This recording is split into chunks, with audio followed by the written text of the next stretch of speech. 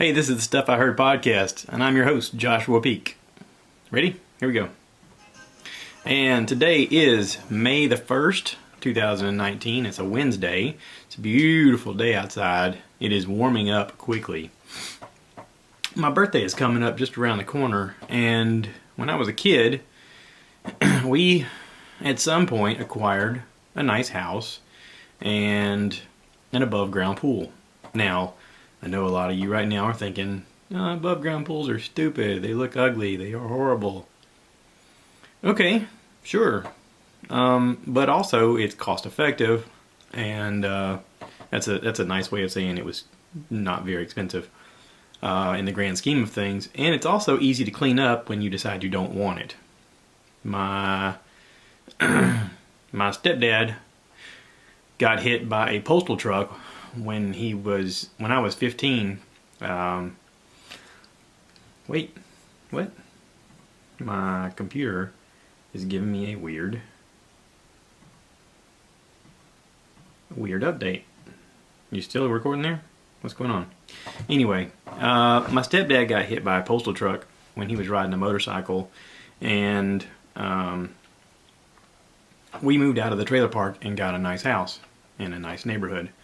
And part of the situation ended up with us having an above ground pool. And it's not like you would think, like, you know, the kind they sell at Walmart right now. This was a nice above ground pool. It was oval shaped. It was, like if you stood up in the water, it was about belly depth. You could swim in it. I could cannonball in it, even though it probably wasn't supposed to. I dove into it, even though you're probably not supposed to. My friends and I did acrobatic dives into it over pool furniture and off the railing and off the top of the garage, even though we're not supposed to. Sorry, Mom. Anyway, but the pool was really awesome.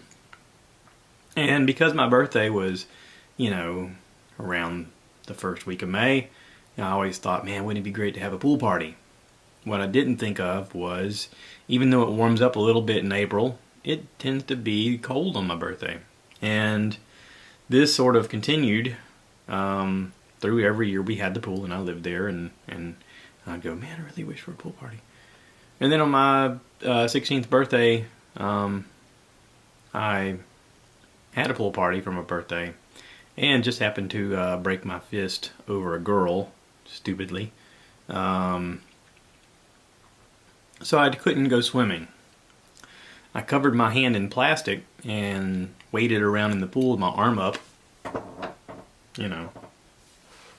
and sort of froze to death in the pool, and thought, wow, this would have been great had it been warmer. Well, it's that kind of warm right now. Like it's, I think yesterday was in the high 80s. Today it's supposed to be in the high 80s. I think for the next week it's supposed to be in the high 80s. And if I had a pool right now, it'd be really nice to go out in the pool on my birthday. Because my birthday is on a Friday this year. I'm 45. I'll be turning 45 right around the corner. And it would be super nice to get in the pool and swim around and just enjoy the day. Enjoy the weekend. I mean, make a weekend out of it. Why not? But we're not in that situation now. Obviously, I'm a grown-up. I have my own house. We don't have an above-ground pool. Nor do I don't think anyone in our neighborhood does. We have a few people who've put in in-ground pools, and I always thought in-ground pools were really pretty, but also very dangerous, because kids could fall in, animals fall in. With an above-ground pool, we had an extreme problem with frogs always getting in the pool and drowning. It was like a daily occurrence. Whenever you went swimming, you had to clean out the little trap from all of the frogs that drowned to death. Once in a while, you would get a random snake. Not a poisonous snake, but like just one of those little tiny, frog-eating snakes. And it was freaky, but they would be dead, and you just toss them out. And come to think of it, I always tossed them out outside the pool, and I never really paid attention to the fact that they never accumulated. But we had large Great Danes, and in all honesty, the Great Danes probably ate the frogs, chlorine and all, which couldn't have been good for their digestive system. Never really thought about that. Now I feel bad. I feel bad for the doggies eating the chlorine-soaked frogs. Maybe they got used to it. Maybe it didn't harm them. I don't know. I hope it didn't harm them. But anyway, and we've talked about the fact of, we have a nice house and we could put in a pool, and wouldn't that be nice? And I, raising 3 boys as they become older men, young men right now, I told my wife that I don't know that we could do that, because it would drive me crazy to come home and see one of them in my pool when I come home from working a ridiculous amount of hours. It would make me just nuts to know that I'm out there working my butt off and they're in here relaxing in my pool. I know that sounds petty, but still, it would make me nuts. And I'm sure that my parents probably thought the same thing when they would come home and see me splashing around or playing around the pool. They're thinking, yeah, you got nothing to worry about there, just playing in the daggone pool. But it was nice. It was nice to grow up with a pool. And this is the time of year I wish I could go swimming. I'll just be honest. Now, my wife has an unhealthy obsession with wanting to be tan, and she always has. And there's certain times of the year she gets in the tanning booth to get herself dark, because she doesn't like to not have a tan whenever she's wearing shorts or skirts or something like that. But it's a woman thing. I get that.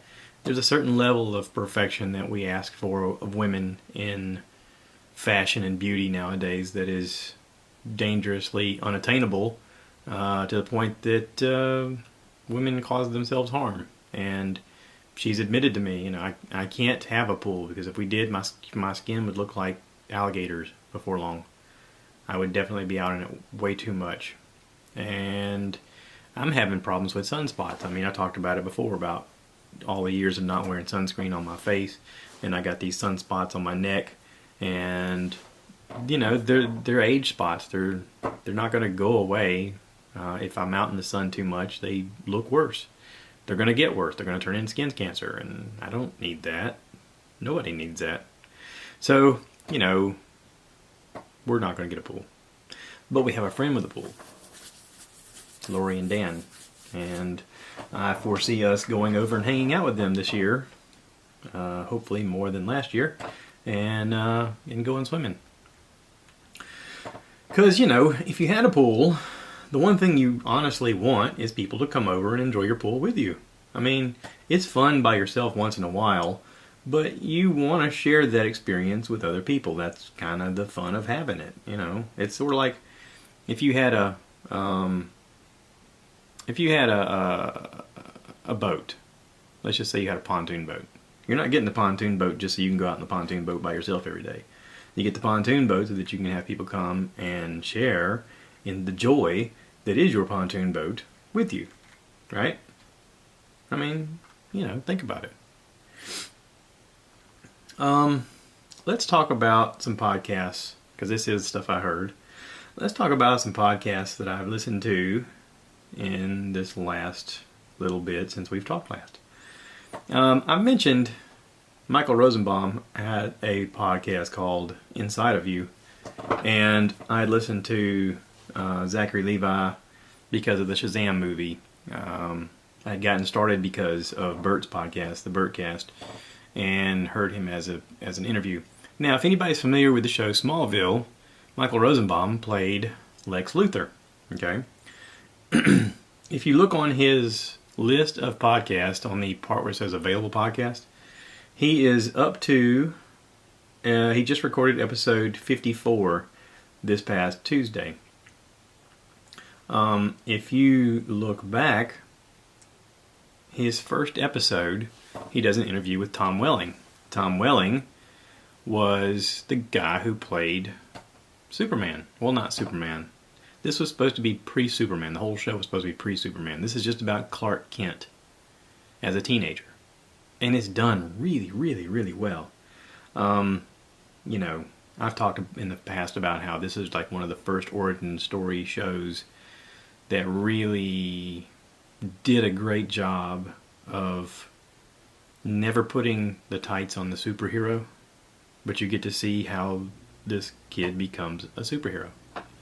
It's done really well. I think they had 10 seasons worth. Michael Rosenbaum was on 7 seasons. Tom, of course, is the main character, so he was on all 10. And this is a good interview. They actually recorded it on May 18th of 2018. And it's a good interview. Tom Welling has since gone on to do a lot of other projects. And most recently, he is on the show Lucifer that was on Fox, got canceled by Fox, and now it's picked up by Netflix. And they have season 4 coming out on Netflix, I want to say May 18th or something like that. Anyway, if you have Netflix, look forward to that. That's a pretty good show. It's an interesting story on that regard also. I don't know if anybody's watched the show Lucifer, but the idea is, what if the devil got sick of being in hell and wanted to live a human life? So he comes to Los Angeles, of all places, right? The land of excess. The city of angels. Him being the first angel. Lucifer Morningstar. It's a neat show. It's done in a way that's sort of, campy in the fact that he's got a silly storyline involvement with a person.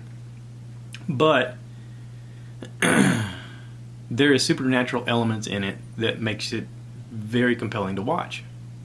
And the fact that this guy wants to, even though he embraces who he is at times, there is an element of, I just want to help the people that I care about, which is kind of what we all feel, right? It's a neat show. It's good writing. It's a good story. Go check it out. Anyway, I listened to that and I thought, okay, well, who else has he interviewed that I might be interested in? I went back and listened to episode number 6 with Tara Lipinski. She's an Olympic figure skater gold medalist. They apparently became friends a long time ago, and she talks about her infamous head-to-head run against Michelle Kwan in the Olympic Games, and it's a neat listen. I enjoyed it. I watched the Olympics when I was a kid, and I watched them compete, and I watched her win. She talks about the fact that when she won, it was right after the Nancy Kerrigan-Tonya Harding event. And at the time, figure skating was the number 2 watched sport on TV behind the NFL. Pretty interesting. I listened to episode 7 with Kristen Bell. Kristen Bell is married to Dax Shepard. It comes out in the interview that, Dax Shepard and Michael Rosenbaum are buddies, and they met Kristen Bell together, and she's in a lot of stuff. You know her from Frozen, The Good Place, Veronica Mars, Bad Moms. She and Dax have a couple kids. It's a great listen. She has gone through a lot of therapy, and her and Dax have gone through a lot of therapy together as a couple, and there's a lot of that comes through in the episode, but there's a lot of real discussion about how to navigate the world as a parent, as an individual, how to build healthy relationships. There's a lot of good information in there. It was so good, in fact, I enjoyed listening to her so much that I sent my wife a link and said, "You got to check this out. This is really good," and I think she'll enjoy it. I skipped forward a little bit. I just I was looking for people that I recognized names. Episode 9, Chris Hardwick. Chris Hardwick I know him from The Nerdist. He had a podcast network called The Nerdist. And I listened to The Nerdist for years. He would put out several episodes a week. He talked a lot about his path and about his dad being a pro bowler and about working on MTV, hosting a show called Singled Out. That's where he and Jenny McCarthy first hit the zeitgeist of people's awareness of who they were. That's really the only reason you know who she is. He talks about hosting shows, Talking Dead. After that was the show that was after The Walking Dead. He had a show called Talking Dead, And he had a show after Breaking Bad called Talking Bad. And he had a show at midnight on Comedy Central where he had comedians and they would play games. And he's an entrepreneur. He never stops his wheels turning. He has recently married Lydia Hurst. He talks about how they got together, about the passing of his father. It's a lot of good stuff. If you're a fan of Chris Hardwick, or if you're just interested in who this guy is, this is a good listen. He talks about where he came from, how he's moving forward, how he regulates his life, what sort of gives him balance in the craziness of Drive, and it's a good listen. Michael does a great job of interviewing. He remembers things. He has an assistant that helps him, guy that's a producer. I don't remember the guy's name. He's not exactly like Jamie on Joe Rogan's podcast. He'll ask him to look up something once in a while, and the guy seems like he's kind of behind the gun a little bit. I know everybody gets used to listening to Joe just randomly talk about facts, and then Jamie, will splurt out the answer, what they're looking for. And I honestly think Mike is a little too quick for this guy to keep up with. But he is a good interviewer. That's the big thing. He is great at asking questions and remembering tasks and going back to things that they were talking about. I don't know if he keeps notes during the process or whatever. He's got a good listening voice.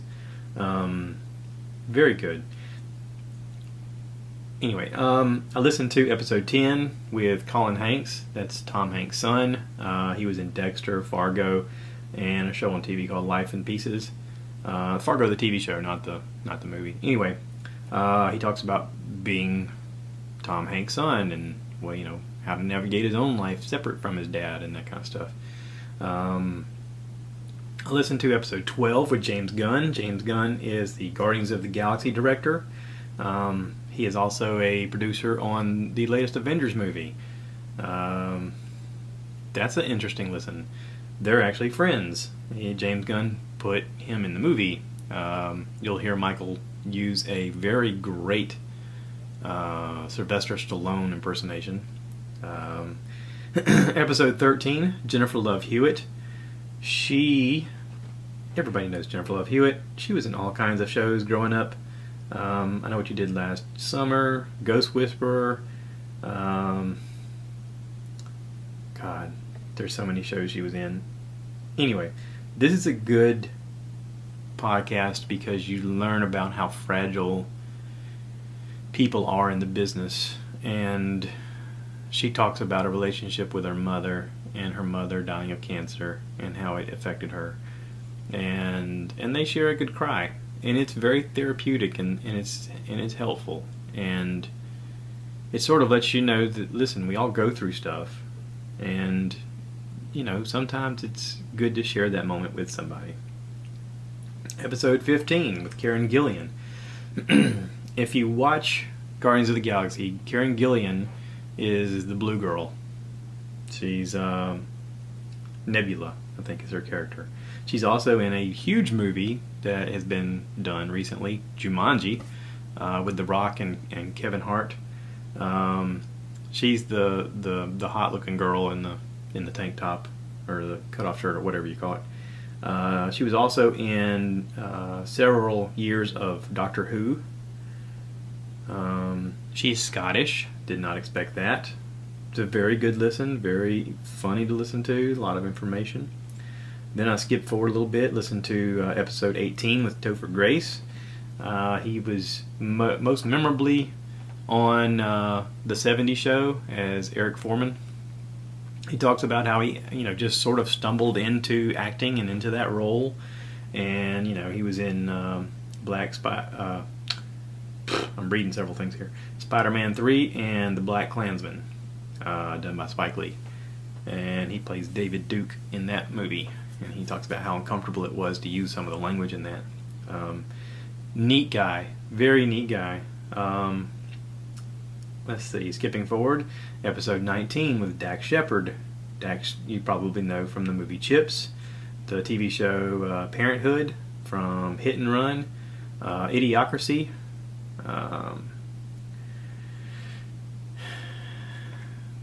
Dax is very open about the fact that he struggled with drug addiction and how he's clean and sober now, and how he feels extremely blessed to be in a position that he's in, and never misses an opportunity to say thank you to the people who helped him get there. And I think he's got a good head on his shoulders. He's a real man's man. He talks about getting in fights with local gang members, and meeting Kristen Bell and forming a relationship and having kids, and sort of going through the changes that having kids makes to you and with you, and it's great. Apparently he has a podcast too. I haven't checked it out, but if his podcast is anything like this discussion, I kind of want to check it out. There is an episode 25 with Dave Bautista. He was in Guardians of the Galaxy also. He played Drax. He was also in the WWE, and I want to say he was an MMA fighter as well. I saw him also in the Blade Runner, the remake of Blade Runner, not the remake, but the 2049 Blade Runner. He was in like one of the first scenes with Ryan Reynolds where they fought. He's a big dude. I haven't listened to that episode yet, but I'm going to. Skip forward a little bit. Episode 27 with Henry Winkler. Everybody knows Henry Winkler as the Fonzie. The Fonz on Happy Days. And he's been in lots of other shows. Parks and Rec, Arrested Development. Everybody knows him as the coach on Waterboy. He talks a lot about his passion project, which is a string of books for kids with dyslexia. They're children's books. And he's done a lot of work for that. And he is such a kind guy to listen to. And everybody that ever talks about him talks about how kind he is. If I skip through the list here, episode 36 is with Theo Vaughn. I haven't listened to that one yet. 39 is with Macaulay Culkin. I mean, he's got some great guests on here. A lot of people I don't know. Skipping through. 48 with John Cryer. 49 with Joe Coy. I listened to that. Joe Coy is a stand-up comedian. Hilarious guy. He has a special on Netflix. It is super funny. He talks about how he funded the entire show that he recorded for Netflix because Netflix didn't offer him anything.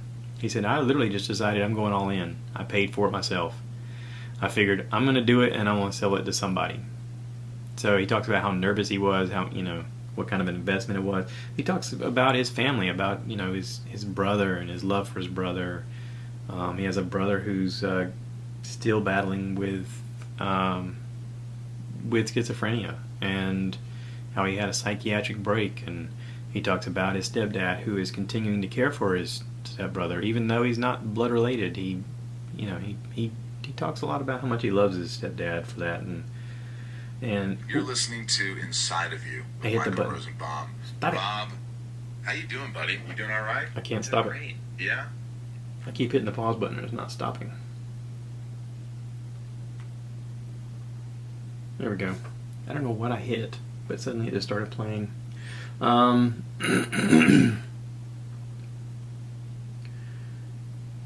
If I skip forward some more, episode 54 with David Nutter. David Nutter is in the credits for Game of Thrones. He's one of the, I don't know if he's a writer or director. I think he's a director of Game of Thrones. He was also a director of Smallville, Supernatural. He's done a lot of work. I'm just reading his stuff here. It says, The Pilot Whisperer discusses selling 16 pilots in a row that went to series, the secret behind directing Brad Pitt, George Clooney, and James Gandolfini, and how he still treats every job as like it was his first. He opens up about shooting The Red Wedding, for Game of Thrones, directing 3 of the 6 final Game of Thrones episodes, and the time Barack Obama told him he kills all his favorite characters. That's kind of funny. The president knows who you are and can talk to you about that. So anyway, check out Inside of You. They're about an hour, a little over an hour long, but they're really good podcasts. I am also deep into Joe Rogan Experience. Episode 1284 came out on April 22nd with Graham Hancock. Graham Hancock is an English author and journalist well known for books such as Fingerprints of the Gods, Magicians of the Gods, and his new book, America Before. Every time I listen to Graham Hancock, and this is probably the third time that I've heard him on Joe's podcast, every time that I hear Graham Hancock talk about things that scientists are discovering in archaeology and geology about the history of our planet and our species and our growth as humans in this planet, I learn how much we don't know and how much we thought we used to know, but we're learning more. And when he came out with Fingerprints of the Gods, a lot of people criticized him, saying that he was an idiot selling a bunch of hooey. And since then, a lot of science has come out publicly and backed up everything that he talked about. And every step of the way, he keeps challenging archaeologists to think outside the box and to accept new findings, because they all want to proclaim that what they know is absolute and there is no further looking and they don't need to dive any further, and I found the absolute everything and this is it. And he said, to me, that's not science. To me, science is constantly challenging your ideas and what you think you know. When you proclaim something as being absolute, that is a dogma. That is a philosophy. And he's right. He's absolutely right. I think that a lot of the things he talks about in this podcast are extremely educational, extremely worth looking into, and if people disregard what he has to say on these subjects as being pseudoscience or, science fiction, then they're not looking at scientific evidence, because he notates all sorts of evidence. And if you watch the YouTube video that they have together, they bring a lot of this stuff up on the screens, straight from the internet, straight from scientists who post these things in journals and in research papers. So, go check it out. I think you're going to enjoy it. I actually grabbed that link and put it out on Twitter and Facebook and said, if you want to learn something interesting, listen to this. Your mind is gonna be blown away. And I'm always interested by people who find new things. And I could talk about this guy for so long, but I would get all my facts wrong, and you'd be like, "You're an idiot. He didn't say that. He said this." You're right. You're right. But I did listen enough to know that he said that the human existence was believed at one time to only be 5,800 years old, and now they're realizing that there's evidence of 12,800 years old. And most recently they're finding new sites by digging further and finding evidence of human history 150,000 years ago, and advanced mechanical usage up to 50 to 60,000 years ago. And it makes you wonder. It makes you ask questions. And I like the debate. I like the discussion. And I like the fact that he's backing all of this up with science and with information and people's journals and people's archaeology finds and pictures. So go check it out. Graham Hancock. Really, really smart guy. So I'm going to wrap this up. I try to keep this right at about 30 minutes. I hope you guys are happy with that. Thank you to everybody listening. This is episode 101. Yeah. Good times. Y'all take care, and don't forget, cue the cow.